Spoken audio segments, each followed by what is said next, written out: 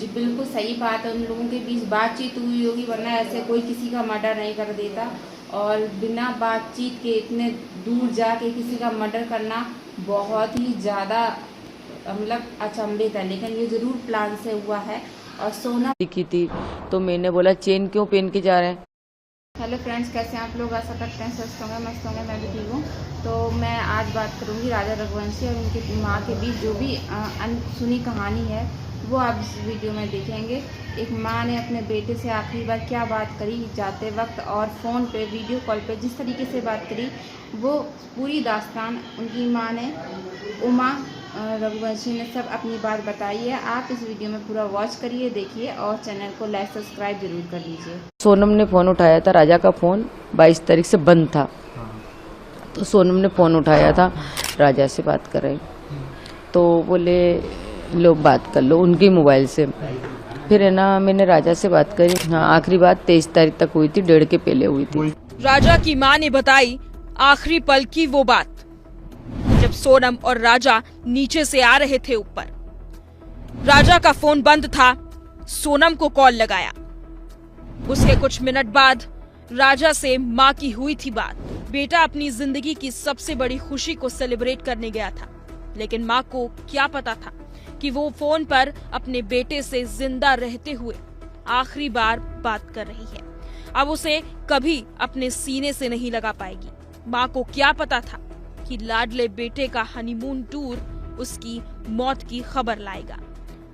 2 जून को जब मेघालय के विजाडोंग इलाके में राजा रघुवंशी का शव मिला, तो घर वालों के ऊपर जैसे कयामत टूट पड़ा। मां उमा रघुवंशी को बेटे राजा रघुवंशी और बहू सोनम रघुवंशी से हुई आखिरी बातचीत का हर एक पल तस्वीर बनकर नजरों के सामने याद आने लगा। अंतिम बात मेरी बस यही हुई थी कि बेटा कहाँ तक पहुँच गए।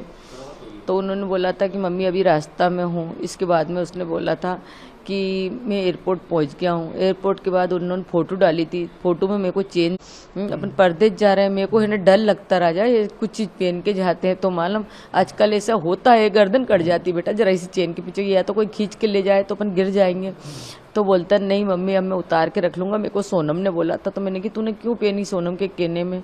तो बोले ठीक है फिर मैं उतार के बैग में रख लूँगा। उसने इतना मेरे से बोला था। आखिरी दिन जब वो जा रहे थे कहीं पर, तब भी बात हुई थी, स्कूटी वगैरह किराए पे ली थी तब? हाँ, जब भी बोला था। मैंने बोला आप किस चीज़ से घूमोगे? तो बोले हमने स्कूटी रेंज पे ली है 3 दिन 4 दिन के लिए, तो उससे घूमेंगे। तो उसके भाई ने हंसी में बोला कि स्कूटी क्यों ली, मोटरसाइकिल ले लेना था ना, सोनम चलाती तुम पीछे बैठते। बोले कि तो मजाक करते थे। तो बोले कि नहीं भैया स्कूटी इसलिए ली है कि अपना सामान रखा जाएगा, और मोटरसाइकिल पे सामान थोड़े न रखा पाएगा। उसने ये बोला था। तो फिर उसके बाद उनका फ़ोन लगना बंद हो गया था।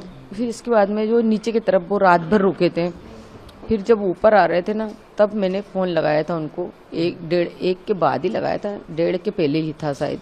राजा और सोनम की खबर घर वाले और खासकर मां लेती रही, लेकिन 22 मई को राजा का फोन बंद हो गया तो मां को थोड़ी फिक्र हुई। मां ने बेटे की खबर लेने के लिए बहू सोनम को फोन लगाया।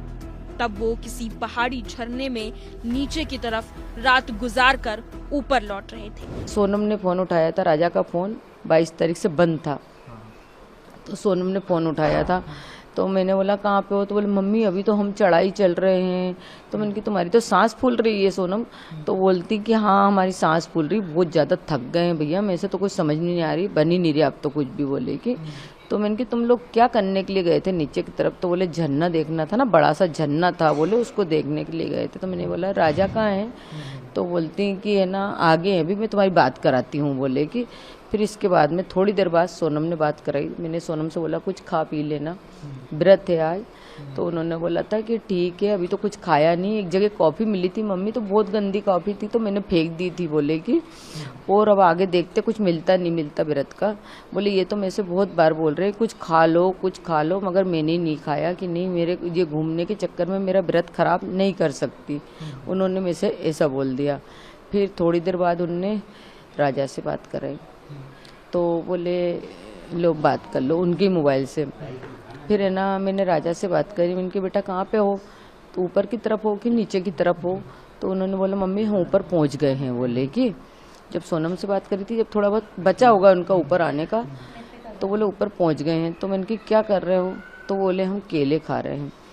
तो मैंने कि खा लेना बेटा, टाइम से कुछ खाते पीते रहना। तो बोले हाँ केला खा रहा हूँ। पहले तो उसने हूँ करी, तो मैंने बोला हूँ क्या कर रहा है, मैं इतने हंस के बात कर रही हूँ तैसे तू हूँ कर रहा है। तो बोलता कि कहीं नहीं, मैं केले खा रहा था। तो मैंने कि कब आओगे? बस अब जहाँ से थोड़ी देर बाद तो यहाँ से निकलेंगे। तो मैंने कि घर कब आओगे? तो बोले 2 दिन बाद आएंगे।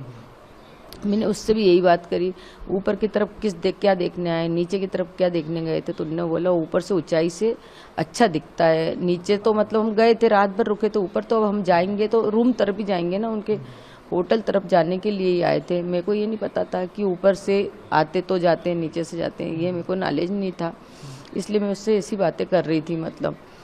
तो बोले ठीक है मम्मी। तो मैंने बोला बेटा फोटो भेजो। तो बोले मम्मी नेटवर्क की प्रॉब्लम है, क्योंकि उसके पास का फ़ोन तो बंद था और सोनम ने उसको बोल रखा था कि तुम्हारे फ़ोन में तो नेटवर्क आता नहीं है, तो उसने रख लिया था। तो बोले कि ये ना, मैंने कि एक काम करो वीडियो कॉलिंग करके दिखाओ कि ऐसी लोकेशन है, कुछ जगह पे हो तुम, कौन सा जंगल है बताओ तो मेरे को।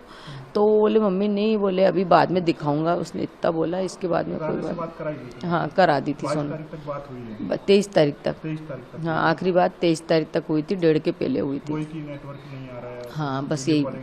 हाँ 23 मई के बाद से राजा का कोई सुराग नहीं था, लेकिन 2 जून को अचानक राजा की लाश मिली तो घर वालों के पैरों तले जमीन खिसक गई। पुलिस को अब सोनम की तलाश थी, उसका कुछ भी अता पता नहीं था। ऐसा माना जा रहा था कि सोनम किसी हादसे का शिकार हो गई है। इस केस में तब नया मोड़ आया जब सोनम 8 जून को गाजीपुर के एक ढाबे पर अचानक मिली। अपन ने उसको ब्याह के अपने घर में लाए, उसको बेटी जैसा अपन ने माना। तो मतलब एक बहू अपने बेटे के साथ ऐसा कैसा कर सकती, और अगर नहीं करा तो उसके साथ कुछ गलत क्यों नहीं हुआ है कि और भी हैं उनके टीम में। अब वो कौन हो सकते ये तो मेरे को नॉलेज नहीं है, वही लोग ही बताएंगे, जब उनको सटके पड़ेंगे ना तो ऑटोमेटिक पता चलेगा। सोनम ने गलत करा तो उसको तो सजा मिलना ही चाहिए ना, सबको मिलना चाहिए। जितने भी अपराधी हैं उनने सबने मिलके करा हुआ, एक जने का काम तो हो नहीं सकता कि इतने हथियार मारना ने मतलब उसको इस तरह से मतलब धकाना गड्ढे में है। तो ये तो टीम ही होगी ना उनकी, तभी होया हो। हाँ बिल्कुल, उमा रघुवंशी जी ने ही सब कुछ करवाया है। मैं तो बहुत ही ज़्यादा मतलब वो दुखी हूँ कि एक पति को बेचारे को ऐसे मरवा दिया, एक माँ से बेटे को अलग कर दिया। समाज में तो बिल्कुल भी दया नाम की चीज़ नहीं है, और लड़कियों को तो अब बिल्कुल भी दया नाम की चीज़ नहीं रही है। वो तो घर बर्बाद कर देंगे, अपना भी, खुद का और अपने पति का। तो फ्रेंड्स अगर ये वीडियो अच्छा लगा तो लाइक शेयर कमेंट जरूर करिएगा। फिर मिलते हैं आपसे नेक्स्ट वीडियो में, तब तक के लिए बाय।